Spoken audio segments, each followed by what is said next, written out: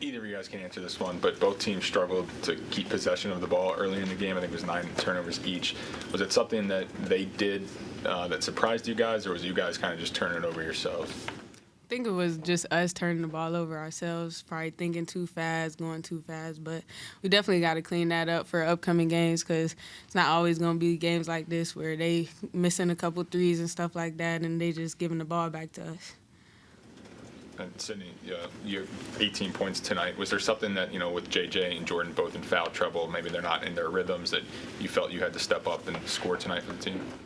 I do feel like a lot of the games where maybe they have been in foul trouble, I didn't really step up to the plate, so I kind of took it very personal because it happened in our previous loss and the loss before that. So just making sure I'm here to do what I have to do,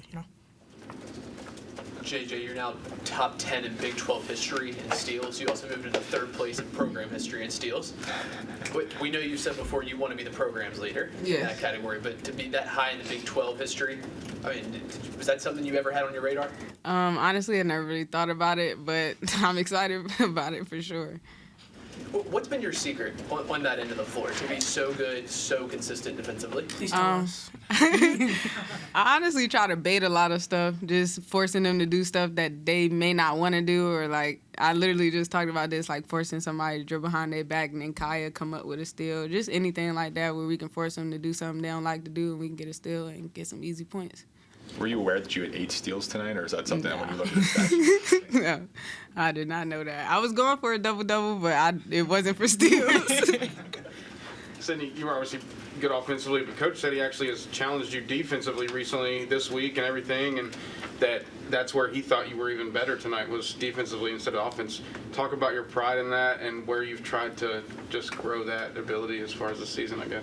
It's definitely been a point of emphasis with the coaches and me to just make sure I'm taking things personally, not just worrying about the offense. The offense is going to come, and when my shots aren't going to hit every night, but making sure I can keep the same intensity on defense every single night and just keeping it on a string with my teammates.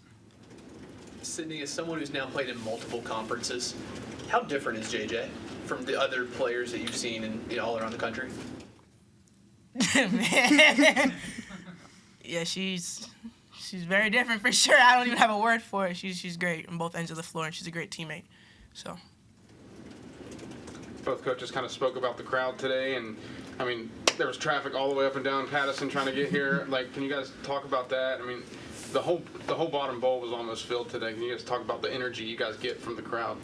I think we feed off of that energy. We've seen like a couple of our road games. We took some crazy losses, but this energy at home, I think we always going to take that stand and defend our home court for sure. You played in the SEC, some big schools, big arenas. I'm sure you saw some crowds like this. What compares?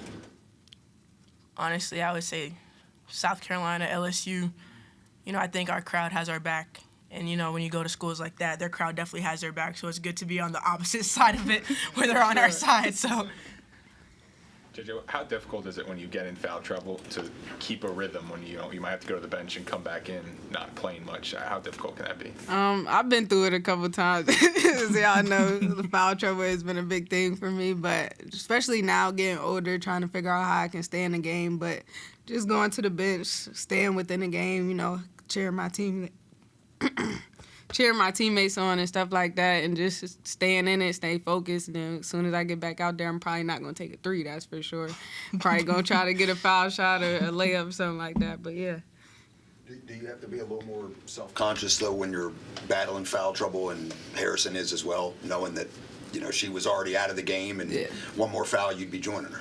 Yeah, of course, gotta maybe give up certain things, maybe play defense a little softer sometimes, but I'm gonna still be aggressive. Like, that's just my mentality, so, yeah.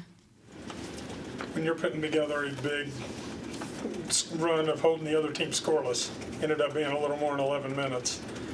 Do you realize how many kills you've gotten in a row? Do y'all track those? And do y'all get bonuses for some kind of recognition for that when you string that many together? I think we feel it as a team. Like, we just start getting riled up trying to go for steals. We probably end up getting a foul at some point. But I think it just riles us up and make us just work even harder. Getting a couple, does that build another one? Do you feel the other team sometimes getting a little hesitant? Yeah. Yeah. We feel it. We can see it in their faces. You know, some people may not want the ball in that situation. They're giving up the ball quick, so we can definitely tell. After a couple steals, it's like blood in the water. Like you can see it all over their face. We shocked. Thanks, JJ. Thanks.